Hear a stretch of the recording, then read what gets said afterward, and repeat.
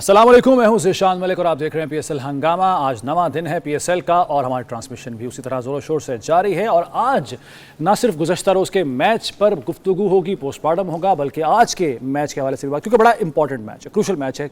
दोनों टीमें ही इस वक्त टॉप पर हैं नीचे से, क्योंकि दोनों की परफॉर्मेंस बहुत बुरी जा रही है। पेशावर ज़ल्मी और मुल्तान सुल्तान्स दो मैच खेल चुकी हैं और दोनों ही अपने दोनों मैच हार चुकी हैं। तो क्या जो है वो नज़र आ रहा है इन दोनों टीमों के लिए मुस्तकबिल पीएसएल इस सीज़न 10 के अंदर, इस पर भी गुफ्तगू की। और एक और अहम बात, हमारी विमेन क्रिकेट टीम की शानदार परफॉर्मेंस जारी है और उन्होंने वर्ल्ड कप के लिए क्वालिफाई कर लिया। तमाम मैचेस अब तक उन्होंने जीते हैं और मज़े की बात यह है कि ये वर्ल्ड कप होने जा रहा है हमसाया मुल्क भारत में, वही भारत जो पाकिस्तान आना नहीं चाहता, पाकिस्तान आने पर राज़ी नहीं है, खाइफ है, व्हाटएवर जो भी इस पर वजूहात हों, सियासत की नज़र हो रहा है, ये सारा कुछ ये एक अलग बहस है। बगैर अब जो चेयरमैन पीसीबी ने बयान दिया है कि पाकिस्तान की टीम नहीं जाएगी इंडिया, अब भारत ने ये फैसला करना है कि न्यूट्रल वेन्यू पर मैच होगा या कैसे, ये भारत का सरदर्द है। इस पर भी आज इस ट्रांसमिशन में बात करेंगे। ये पीएसएल से जुड़ा हुआ तो नहीं है, लेकिन बहरहाल पाकिस्तान क्रिकेट से जुड़ा हुआ मामला ज़रूर है।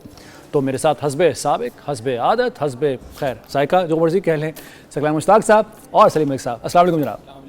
पहले तो आप दोनों को बहुत बहुत मुबारकबाद कि आप लोग इतनी ज़बरदस्त ट्रैफिक जैम से नबरदाज़मा होकर यहाँ टाइम पर पहुँच गए। ये सबसे मुश्किल काम था। बड़ी कॉलेज की मैं सकी की तरह वो भी वहीं फंसा। अल्लाह अकबर। सर जी, पहले तो जरा कल के मैच पे बात हो जाए ना। मेरा ख्याल है कि कराची किंग्स ज़्यादा अच्छा, ये नहीं कहेंगे ज़्यादा अच्छा खेली, बल्कि कोयटा ग्लैडिएटर्स बुरा खेली।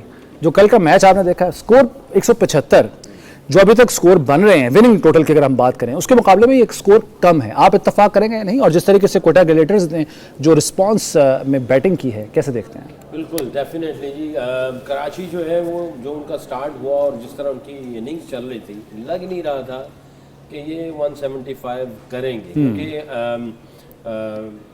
आई थिंक मैं बहुत इम्प्रेस हुआ ये अली माजिद जो नया लड़के को लेके जी जी, आई थिंक उस्मान तारिक की जगह पे उन्होंने उसको खिलाया, जिनके एक्शन का प्रॉब्लम चल रहा है इस वक्त आजकल। जी उसने। और बाकी ओवरऑल अगर परफॉर्मेंस देखी जाए, मैं तो साउथ शकील की भी बॉलिंग देख के, उसने 3 ओवर में 20 रन देके 1 आउट किया है, बड़ी अजीब सी। मुझे तो उसको देख के आसिफ मुश्तबा याद आ रहे थे, वो जो वो कहते हैं ना शिन और टो के बीच में उसकी जो है ना वो गेंद की जो है ना वो बाउंस था शिन और टो के नीचे से। अब कहाँ मारेंगे? अच्छी गेंद की, मेरा ख्याल अगर मेहनत करे तो ये भी आई थिंक ऑलराउंडर की कैटेगरी अच्छा में जा साबित हो सकता सकते हैं। तो I think 175 below par score था, 200 तक होना चाहिए था। अचीवेबल स्कोर था, वो भी क्वेटा की जैसी टीम के लिए। जिस तरह जाके बाद में कोयटा ग्लैडिएटर्स ने ब्लंडर्स मारे जी जी, और फिन एलन पीछे में डाउन फील्डर रखा हुआ है, उसी के हाथ में गेंद जो है उसने शॉट मारी सीधी उसी के हाथ में। हसन नवाज को आते, फिर अगेन हसन अली की जो सलीम भाई बात कर रहे हैं, मैं ये समझता हूँ बैटिंग में तो उन्होंने ब्लंडर मारे, मगर आउटस्टैंडिंग किस्म का एटीट्यूड और अप्रोच और स्किल्स की एग्जीक्यूशन जो है ना वो हमें हसन अली की तरफ से नजर आई। बिल्कुल ठीक है। उसका गेंद स्विंग भी हो रहा था, वो जो हम बात कंट्रोल्ड करते हैं कि बॉलिंग की उन्होंने। स्विंग है तो कंट्रोल के साथ किया जाए, अच्छे एरिया के साथ किया जाए, और जिस तरीके से वो एनर्जी लेके आ रहा है हसन अली बॉलिंग यूनिट में, और मैं ये समझता हूँ उनकी बॉलिंग भी अच्छी रही, साथ में फील्डिंग भी अच्छी रही। तो यानी लग ही नहीं रहा था कि इनकी कोई इंटेंशंस भी है मैच की तरफ जाने के लिए। बेचारा साउथ शकील जो है वो तो मुझे ऐसा लग रहा था कि जैसे उसके हाथ और पाँव के साथ उसका जहन भी बंद कर दिया गया है कि कहीं सोच भी सके कि यार मैच की तरफ भी जाना है। बिल्कुल सही है, कहीं से कोई नजर ही नहीं आ रहा था। बिल्कुल ठीक है। मलिक साहब, कल की परफॉर्मेंस कराची किंग्स और कोयटा ग्लैडिएटर्स दोनों की कैसे आप देखते हैं? यार वैसे हमारी फेवरेट कोयटा थी कल। हाँ जी, 60-40 उल्टा हो गया। मगर मैं आपको एक चीज़ बताऊं, देखें कराची ने नो डाउट के इसमें उन्होंने कोई बहुत बड़ा स्कोर नहीं किया था, मगर आप देखें पहले 6 ओवर्स में कराची की विकेट नहीं गिरी हुई थी और उन्होंने अच्छा स्टार्ट दिया था। उस जैसे सकी ने कहा कि स्टार्ट होने के बावजूद वो उतना बड़ा स्कोर नहीं कर सके, चूँकि स्ट्रगल कर रहे थे, फिर एकदम विकेटें भी गिरी उनकी। मगर जो सबसे बुरी परफॉर्मेंस जो थी ना कोयटा की, वो ये थी कि वो पहले पावर प्ले में 5 आउट हो गए थे जी।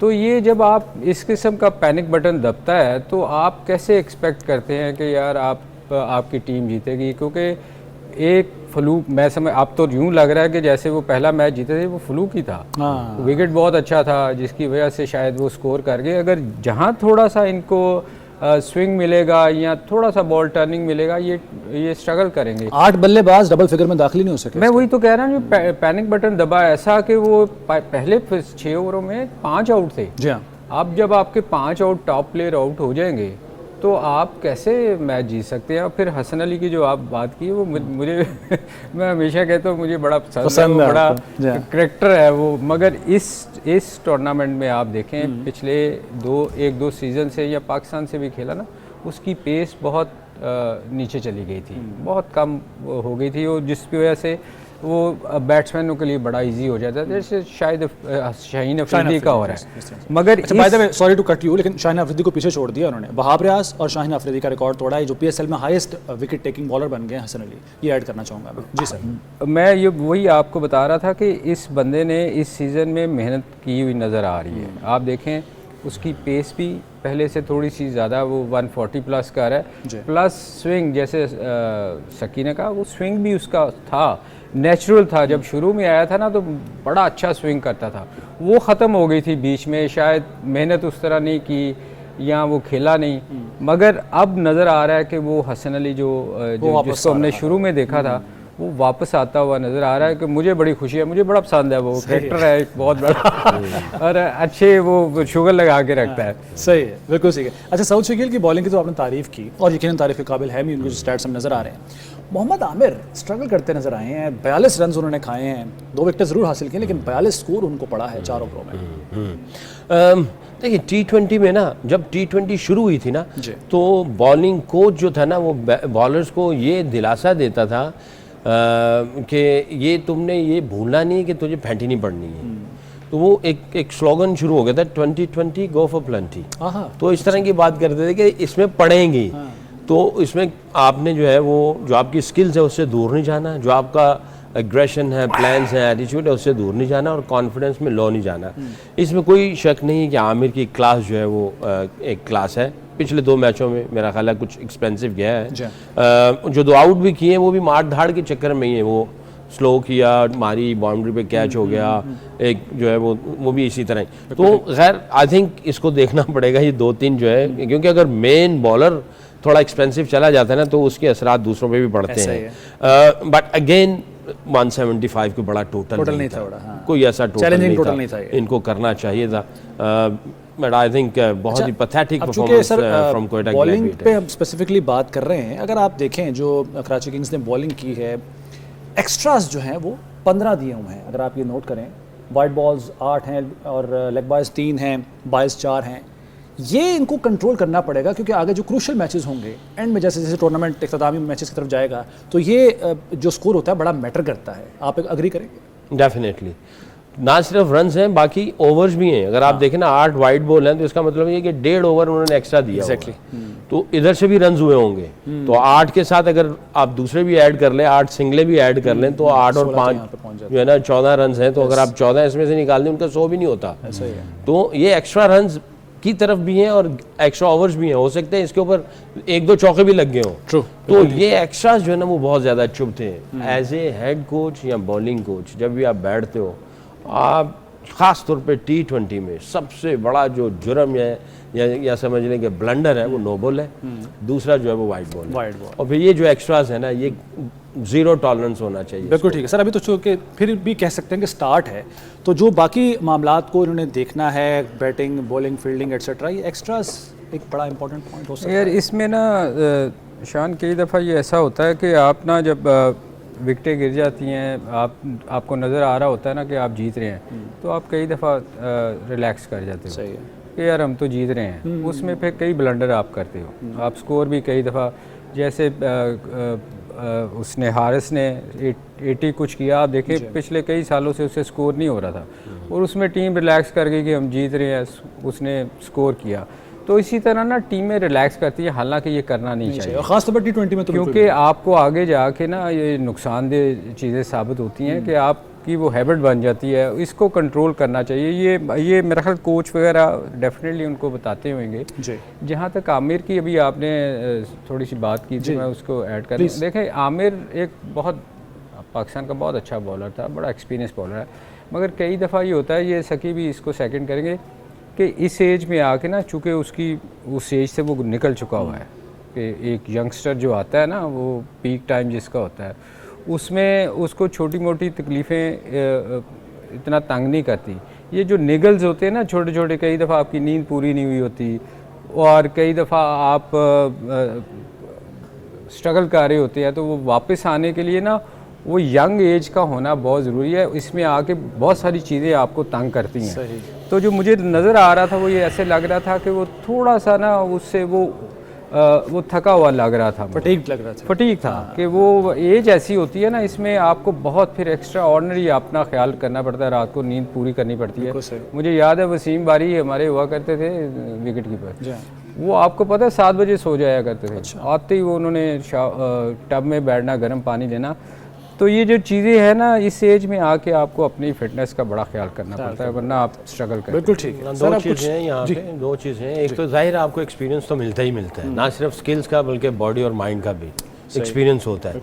उसके साथ अगर डिसिप्लिन नहीं है, डिसिप्लिन का भी आपको एक्सपीरियंस हुआ होता है। ये दोनों चीज़ों में आप जब लुक आफ्टर करते हैं तो आप फिर जनाब चलते रहते हैं। कहीं से भी थोड़ा बहुत ऊपर नीचे होता है तो 100% एग्री करूंगा, निगल्स और ये नींद का पूरा ना होना, ये नहीं कह रहे कि सारी रात जागता रहा। नहीं वो हो जाता है ना, कई दफा प्रेशर से होता है, बाज़ होता है कि इंसान जो है वो, तो आई थिंक इस एज में जाके बिल्कुल ठीक है सर। अब जरा कराची किंग्स की बैटिंग पे बात कर लेते हैं। डेविड वार्नर, खैर 31 स्कोर उन्होंने किया, 31 रन बनाए हैं, ऑल्दो हम उनसे किसी बड़ी इनिंग्स की तवक्को कर रहे हैं अब तक इस टूर्नामेंट में। लेकिन जेम्स विंस जो हैं वो ये दूसरी इनिंग्स है उनकी जिसमें उन्होंने परफॉर्म किया है, 70 रन उन्होंने स्कोर किए हैं, यानी एक कंसिस्टेंट अभी तक प्लेयर वो साबित हो रहे हैं। तो ये जो है कराची किंग्स की एक स्ट्रेंथ बन सकते हैं अगले आने वाले मैचों में। मेरा ख्याल है अच्छी बात तो ये है कि जो मैच जीते उसमें भी इसी नहीं रन बनाए थे, ऐसा ही है। और अभी तक ये बोझ उठाए हुए हैं, ये बैकबोन बने हुए हैं। और जैसे मैंने पहले कहा था कि शाहिन अफरीदी ने डेविड वार्नर और विंस को आउट किया, तो उनका जो थिंक टैंक था या जो उनका जो एक बिलीफ था वो डेविड वार्नर था, उसको उड़ाया, और ये जो बैकबोन थी इसकी वो ये तोड़ी। तो बिग बैकबोन ने फिर आज अगर इसके 70 निकाल दें, कुछ भी नहीं है पीछे, तो ये कुछ भी नहीं है। तो इसकी जो है मैच विनिंग नॉक है। I think lot of credit ये डिजर्व करता है कि इसको लॉट ऑफ क्रेडिट दिया जाए। बट अगेन आप एक के ऊपर रख के नहीं जा सकते। देखें, एक परफॉर्मेंस देगा, आप एक आध मैच जीतेंगे। टूर्नामेंट जीतने के लिए टीम जीतती है, टीम की परफॉर्मेंसेज आती हैं। कम से कम 3-4 बैटिंग की तरफ से आए और कम से कम 3 बॉलर से आए, बाकी मिल मिला के चलते हैं। तो एक टीम परफॉर्मेंस होती है। जीतने के लिए टूर्नामेंट टीम परफॉर्मेंस चाहिए। जेम्स विन ने अच्छा किया है। कराची को ऊपर जाना है तो टीम बन के टीम परफॉर्मेंस निकालनी पड़ेगी, प्रोड्यूस करनी पड़ेगी।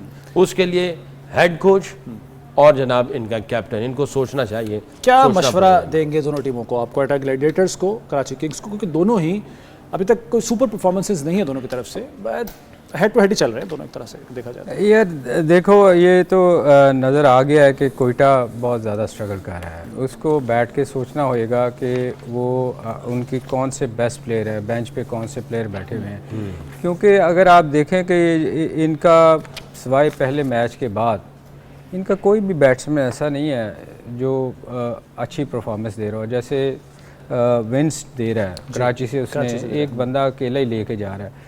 तो मेरा ख्याल है कि थोड़ी सी रिस्पॉन्सिबिलिटी लेनी पड़ेगी प्लेयर्स को, जो इसमें एक्सपीरियंस प्लेयर हैं जैसे रोसो है।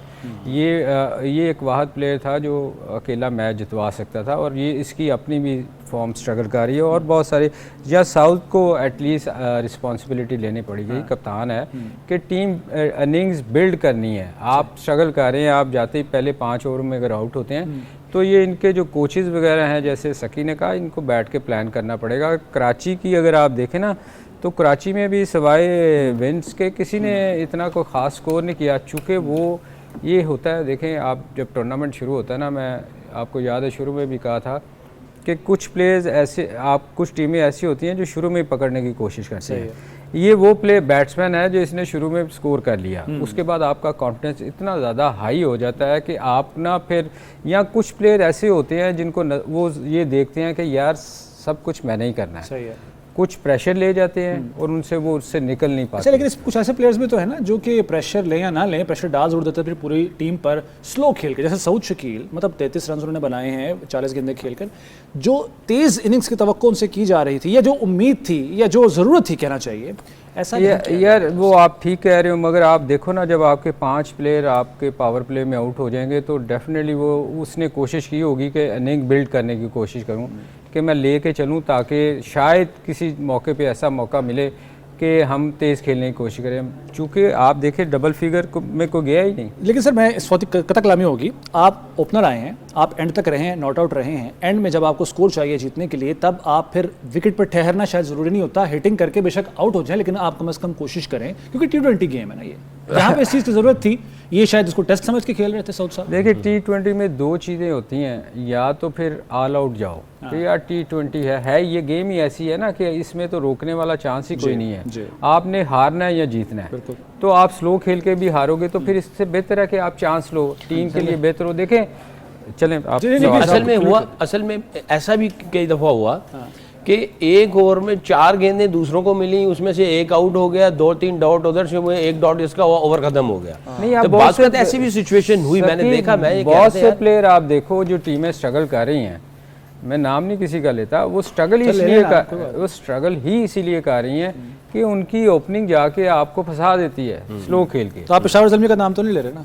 ऑब्वियसली ये तो मेरा मतलब, मैं नहीं भी कहूँगा तो वो सबको पता है। तो आप जब आप तेज़ नहीं खेलेंगे, आप टीम के लिए नहीं खेलेंगे, इंडिविजुअल खेलेंगे, तो आपकी टीम स्ट्रगल करेगी। नहीं, हालांकि पिछले मैच में साउथ शकील का स्ट्राइक रेट अच्छा था। पहले मैच में अच्छा था। असल में हुआ ये कि मैं जब इस मैच को देख रहा था ना, तो कभी ऐसा हो रहा था कि 3, 4, 5 ओवर ऐसे हुए कि साउथ शकील को सिर्फ 1 या 2 गेंदें मिली हैं। अच्छा, उधर से एक बैट्समैन आया है, 2 गेंदें खेला है, आउट हो गया।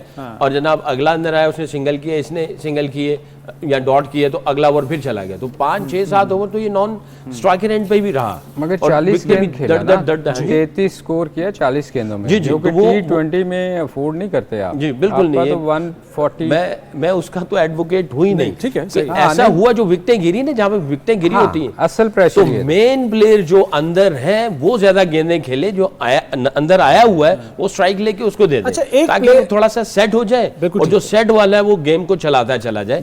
अनफॉर्चुनेटली ये वहां पे ना बाहर से कोई मैसेज आया और ना ये अंदर से इसको मौका मिल पाया। Right sir. अच्छा, एक प्लेयर को अभी तक हमने नज़रअंदाज किया है, वो है मोहम्मद नबी। पहले तो उसको शामिल ही नहीं कर रहे थे टीम में, उसके बाद जब वो आया तो छा गया। 4 ओवर्स किए हैं, 7 रन दिए, 2 विकेटें हासिल किए, एक रिकॉर्ड बना लिया। इसने आमिर को 2 छक्के भी मारे। ये जो स्कोर जो थोड़ा सा चला है नीचे, अगर आप ये देखें, नबी ने 18 रन बनाए और उसके 2 छक्के मारे आमिर को। वो ओवर्स में देखो ना जी, और बॉलिंग में आप जाके देखें तो उसमें आउटस्टैंडिंग किस्म। अच्छा देखें, वो जो इनका जो मेन बैट्समैन था ना, राइले रूसो, उसको जो जिस तरह गेंद कर रहा था ना, अंडरकट टाइप ऐसे गेंद घूमता हुआ आता था, पड़ के स्किड होकर सीधा उसके पैड में जाता था, वो खेलने के लिए जाता था, उसके गेंद मिडल ही नहीं हो पा रहा था, उसको समझ ही नहीं आ पा रही थी। जब उसने उसको रूम दे के मारने की कोशिश की है, उसने थोड़ा सा ऑफ स्टंप पे गेंद को टर्न कर दिया। वो कनेक्ट ही नहीं हुई और मिड ऑफ पे बहुत ही अच्छा आमिर जमाल ने कैच किया। तो मैं ये समझता हूँ कि राइले रूसो को तो बिल्कुल ही घुमा के रख दिया इसने, इसको समझ ही नहीं आ रही थी। अब अगर राइले रूसो आता है तो दूसरी टीमों के लिए एक क्लियर मैसेज है कि भाई इसको किस तरह से करना है आउट, और किस तरह इसको कौन सा बॉलर इसके खिलाफ लगाना है। सही। मोहम्मद नबी नहीं, मोहम्मद नबी देखें एक्सपीरियंस बॉलर है, इसमें कोई शक नहीं। और मैं हमेशा कहता हूँ कराची किंग्स को लेकर आ रही थी यार, ये एंड तक गुमगु की कैफियत थी यार। ये देखो कराची की टीम में ना एक कि ये मेरा ख्याल कोई साइकी है कि वो अपने अच्छे प्लेयर्स को ना बेंच पे बिठा के रखते हैं, इसीलिए वो 6-6 मैच हारते रहे हैं। आप पिछले साल अगर आप देखो कि यहाँ सीज़न बारिशों का सीज़न था, और वो जिम्बाब्वे का एक लंबा फास्ट बॉलर है, मुझे याद है उसका, वो कराची में उसका बॉल यहाँ से पकड़ा जा रहा था जहाँ स्लो विकेटें थी, तो पंजाब साइड पे मैच हो रहे थे, उसको इन्होंने मैच नहीं खिलाया था। तो ये प्रॉब्लम है कोचेज़ में, ये चीज़ें देखनी चाहिए कि किस बंदे को कहाँ यूज़ करना है। सही है। तो अब इनको नज़र आना चाहिए बेंच पे, में भी हो सकता है कोई एक आध प्लेयर इनका और भी अच्छा बैठा हो, तो ये कोचेज़ का काम है ये देखें ना, ये जो मैनेजमेंट, इसीलिए कहते हैं ना, जो टीमें स्ट्रगल करती हुई नज़र आएंगी ना, आपको उनकी मैनेजमेंट पे भी देखना चाहिए कि कौन कौन बैठा हुआ है। बिल्कुल, हाँ, ये बड़ी इंपॉर्टेंट बात की है सलीम मलिक साहब ने। कुछ मजीद भी गुफ्तगू होगी, ना सिर्फ जो गुज़श्ता मैच है उसके हवाले से, बल्कि आने वाले मैच जो आज होने जा रहा है, और ख़ास तौर पर हमने वुमेन क्रिकेट टीम की परफॉर्मेंस पर भी बात करनी है। एक ब्रेक का वक्त हुआ PSL हंगामा में, ब्रेक के बाद हाजिर होते हैं।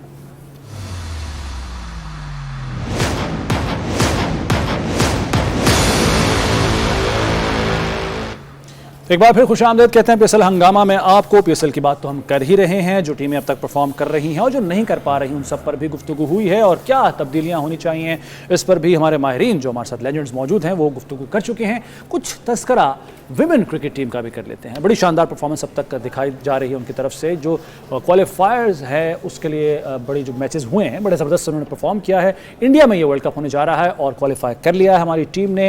ये 5 के 5 मैचेस अपने जीत चुकी हैं, और तमाम जो प्लेयर्स हैं उनकी तरफ से अच्छी परफॉर्मेंस तो हो ही रही है, लेकिन जो कैप्टन हैं फातिमा सना, उनकी तरफ से भी अगर इंडिविजुअली बात की जाए तो बड़ी ज़बरदस्त परफॉर्मेंस है। ओवरऑल जो उनकी वनडे में 38 इनिंग्स हैं, 586 रन वो स्कोर कर चुकी हैं, और T20 में 20 इनिंग्स में 380 रन उन्होंने स्कोर किए हैं, और अच्छा वो परफॉर्म करें। कैप्टनसी भी उनकी बहुत अच्छी है। अब एक और बड़ा इंपॉर्टेंट पॉइंट है कि ये मैचेस इंडिया में होने जा रहे हैं। हिंदुस्तान जो कि पाकिस्तान नहीं आया था, और ICC के साथ जो हमारा जो एक मामला तय हुआ था कि जो भी इंडिया और पाकिस्तान के मैचेस होंगे वो न्यूट्रल वेन्यू पे होंगे। देखना यह है कि इंडिया किस तरीके से केटर करता है सारे मामले को।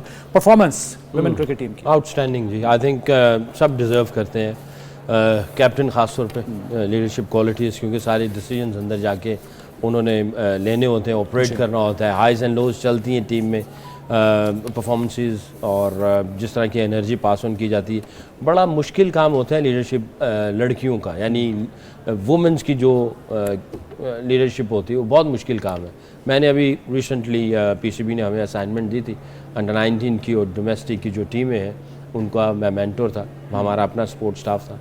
तो totally different way of working है, उनकी ट्रीटमेंट डिफरेंट है, उनके प्लान्स डिफरेंट है, बहुत इमोशनल्स होते हैं ये लोग, तो बड़ा मुश्किल काम होता है। तो I think lot of credit to the sports staff as well, जो इनको मैनेज कर रहा है और जिस तरीके से लेके जा रहा है, तो इनको भी क्रेडिट देना चाहिए।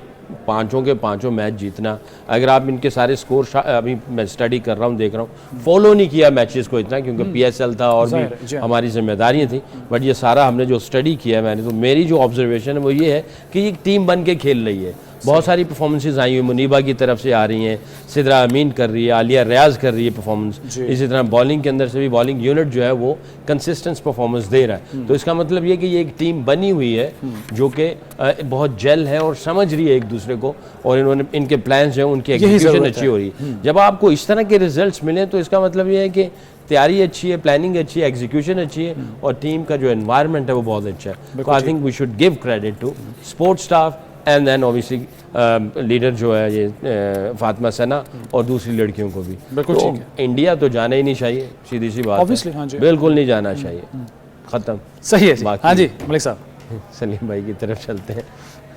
नहीं, सही कह रहे हैं कि वो बड़े एक्सपीरियंस किस्म के लोग हैं वुमेन क्रिकेट के साथ, उनका बड़ा एक्सपीरियंस है, तो इसीलिए क्रेडिट तो उनको देना चाहिए। समझने वाले समय ही होंगे, मेरी बात। अच्छा जी, चलें। वैसे भी जो रिजल्ट्स हैं ना वो मैटर करते हैं। हाँ, नहीं, ये पाकिस्तान टीम की बहुत अच्छी परफॉर्मेंस है, इसमें कोई शक नहीं। और थोड़ा सा है कि मैं क्रेडिट नहीं छीन रहा लड़कियों से, कि हमारी थोड़ी सी वीक टीमों के साथ मैचेस हुए हैं। अच्छा। अगर कंपैरिजन करें ना बाकी टीमों, सिर्फ एक वेस्ट इंडीज़ ऐसी थी कि वो उनको हराना वाकई, चूँकि बाकी थोड़ा सा बहरहाल मेहनत की गई है, उन पे नज़र आता है। अच्छा, जहाँ तक इंडिया जाने का ताल्लुक़ है ना, मैं एक चीज़ बताऊँ, देखिए इस पर बड़ा स्ट्रिक्ट हमें एक्शन लेना चाहिए, क्योंकि हमारा पूरा टूर्नामेंट जो था, चैम्पियंस ट्रॉफी इन्होंने ख़राब की थी। और मैं समझता हूँ कि ये चेयरमैन साहब का बड़ा अच्छा बयान है कि अब ये क्या करेंगे। बिल्कुल सही। या तो फिर न्यूट्रल वेन्यू पे हमें खिलाएंगे, और अगर न्यूट्रल वेन्यू पे नहीं खिलाते और अगर हम वहाँ जाके इंडिया में खेलते हैं, तो मेरा ख्याल है ये बहुत बड़ी ज़्यादती होगी। हमें इस पे बिल्कुल वो तो चेयरमैन पीसी का बयान आ गया ना उनका। हाँ जी, वो आ गया, मगर बात वैसे ही खारिज इम्कान हो गई ना। कई दफ़ा होता है कि आप कोशिश करते हो कि यार सुलह की तरफ जाएं, हम कोशिश पहला स्टेप हम ले लें, कि नहीं ऐसा नहीं होना, मगर मैं आपको बताऊं, आप जब भी कोई कोशिश कर लें, इंडिया ने आपको कभी भी आपके आके नहीं खेलना, उन्होंने न्यूट्रल वेन्यू पे जाना है। तो इसलिए हमें भी थोड़ा सख्ती दिखानी चाहिए, हमें बिल्कुल नहीं अपने मौके पर लचक नहीं दिखानी चाहिए। अच्छा, अगर ये जो क्योंकि हमने चैंपियंस ट्रॉफी, एशिया कप, ये दोनों इन्होंने रून किया है, एग्जैक्टली दोनों ही, एशिया कप भी, चैंपियंस ट्रॉफी भी। तो ये कहते हैं ना पॉलिटिकल बेस है, उसकी गहराई तक जाना चाहिए, और ये इनका मौक़िफ़ क्या है उसको हमें समझना चाहिए। As a nation, as a कौम हमें समझना चाहिए उसके इम्पैक्ट क्या पड़ेंगे मुल्क के ऊपर, खिलाड़ियों के ऊपर, ओवरऑल पूरी दुनिया में हमारा क्या इमेज जाएगा, उसको हमें समझना चाहिए।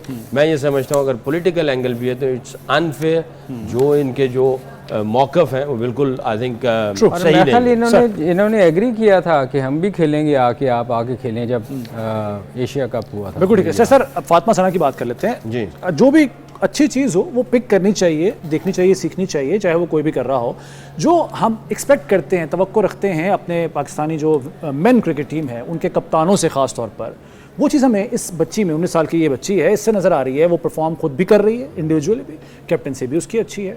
तो ये मेरा ख्याल है सीखने की ज़रूरत है। इस पर मैं आपसे आपका जवाब ज़रूर लूँगा, लेकिन एक ब्रेक का वक्त हो चुके हैं। ब्रेक के बाद वापस आते हैं और यहीं से गुफ्तगू जारी रखेंगे।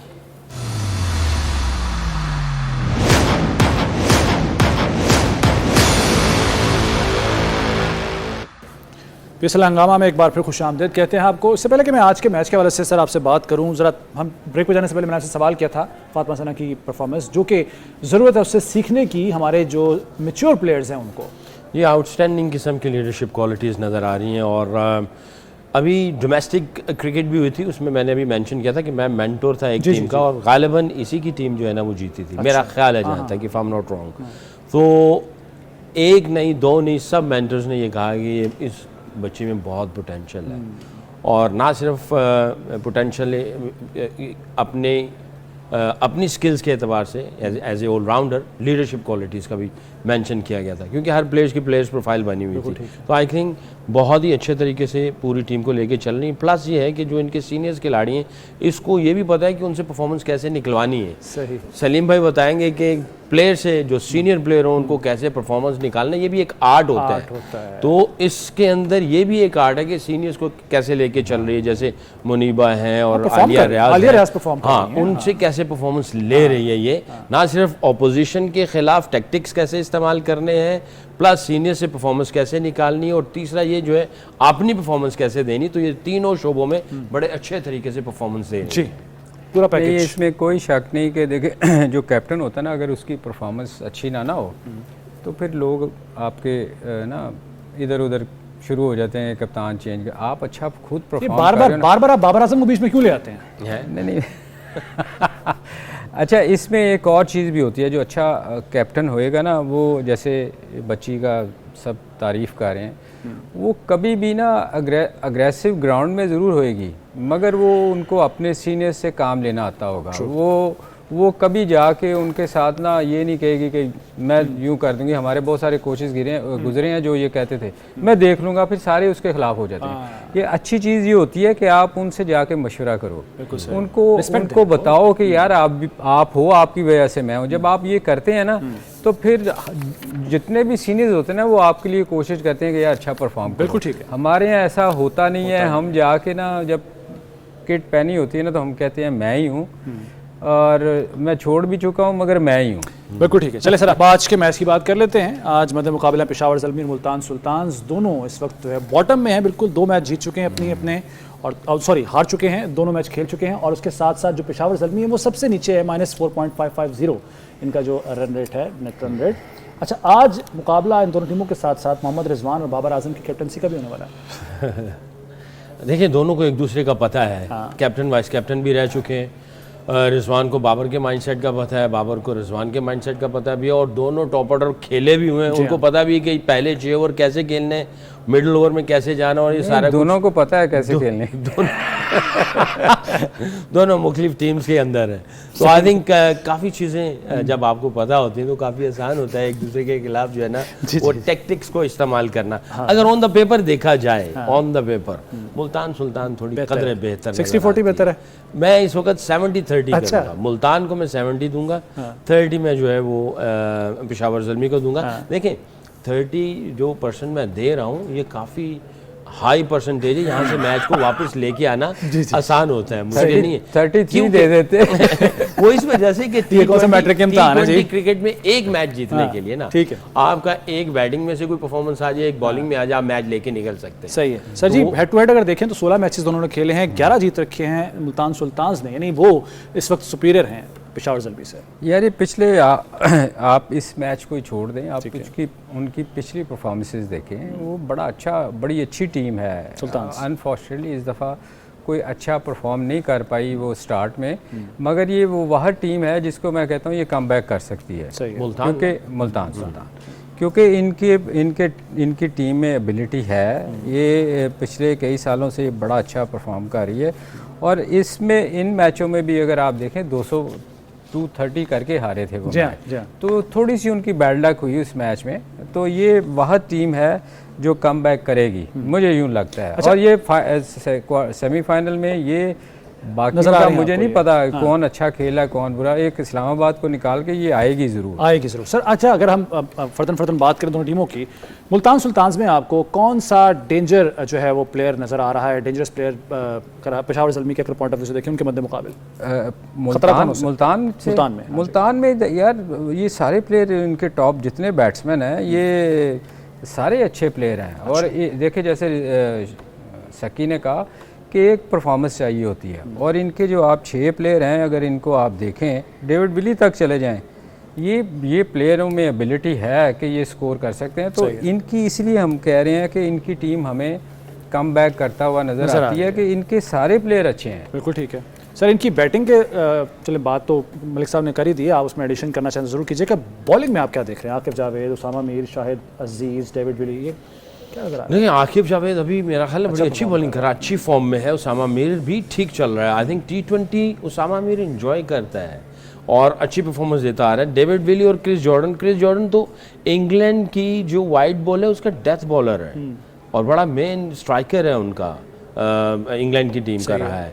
डेविड विली भी जो है वो अच्छा परफॉर्मेंस है। एक बॉलिंग यूनिट ठीक है, ऐसा नहीं आप कह सकते। ब्रेसवेल थोड़ा सा ऑफ कलर लग रहा है बॉलिंग के एतबार से, मगर इसने भी जो परफॉर्मेंसेस दी हुई हैं ब्रेसवेल ने, इवन पिछले से पिछला IPL जो खेला है गालिबन उसमें इंजर्ड हो गया, तो 2-3 मैचेस में T20 की भी इसकी आउटस्टैंडिंग किस्म की परफॉर्मेंस है। अपने आप को ये मनवा चुका है कि ये ऑलराउंडर की कैटेगरी में है और he is not too far from best all rounder की कैटेगरी में। तो आप अगर देखें तो इनके अंदर उस्मान खान है जिसने 3 सैकड़े लगाए हुए हैं बैटिंग। तो आप पूरा ओवरऑल देखें बॉलिंग बैटिंग में इनके अंदर, मैं जो हमेशा कहता हूँ strong character, game changer, match winner, तो आपको इनके अंदर नजर आ रहे हैं मुल्तान सुल्तान। बिल्कुल ठीक है। और अब चलें पेशावर ज़ल्मी की तरफ आ जाते हैं। देखें नो डाउट बाबर का एक्सपीरियंस ऊपर से है ही है, वो हमेशा कंसिस्टेंट आपको जो है वो प्लेटफॉर्म सेट करके देता है। ठीक है, उसकी थोड़ी सी फॉर्म में 1-2 मैच होता है यार, 2 ही मैच है, कोई ऐसी बात नहीं है। ये आएगा वापस और ये करेगा ज़रूर, क्योंकि एक कंसिस्टेंट परफॉर्मर है। दूसरा ये साइम अयूब, उसका हमें पता ही है, जो कि वो एक मैच को एक साइड भी लेके चले। बिल्कुल ठीक है, वक्त बहुत कम है। आपने 70-30 दी हैं। 70 मुल्तान सुल्तान, 30 योर टीम जी। मेरी मुल्तान है जी। आपकी भी टीम वैसे इनमें एक ही प्लेयर है साइम अयूब जो अच्छा है, अदरवाइज बिल्कुल ठीक है। ज़्यादा दीजिए नाज़रीन, वक्त खत्म हो गया PSL हंगामा का। अल्लाह हाफ़िज़।